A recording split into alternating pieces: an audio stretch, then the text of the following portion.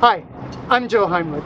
I'm a professor emeritus with The Ohio State University and co-director of the Center for Research and Evaluation at COSI, a large science center in Columbus, Ohio. Today I'd like to invite you to think about non-formal urban environmental education. Just think, have you ever been to a zoo and engaged in a program, or gone to a park and been working with an interpreter?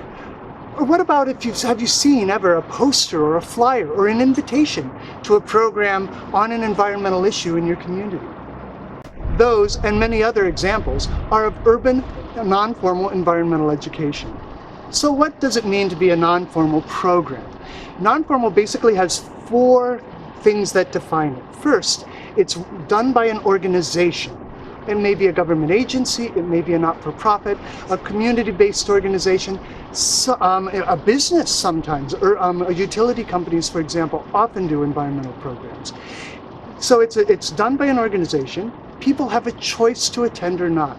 There's no mandatory attendance, there's no grade, there's no test. It's just about engaging in the program. Third, the organization sets the agenda. They decide what's it about, what's the message, and how will they deliver it. And finally, it's ultimately about the individual's choice to take away from it what they choose, because they're not accountable for content. There's a taxonomy of learning structures that we use, and non-formal fits in that structure, so it's helpful to understand that framework. So of course there's formal, that's school, that's training programs, it's college. Then there's the non-formal. These programs that are organized by non-school units that still have a programmatic aspect.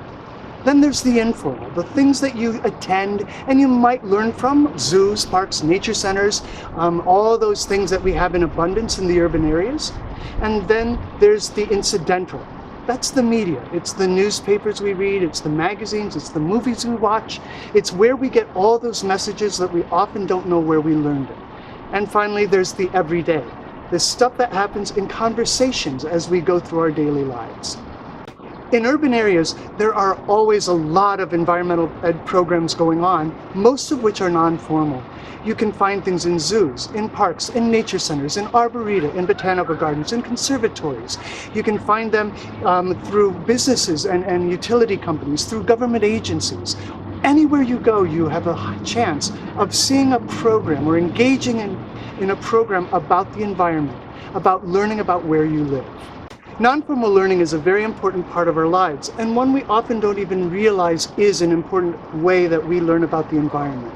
I encourage you to consider more understanding and exploration around non-formal learning and non-formal urban environmental education.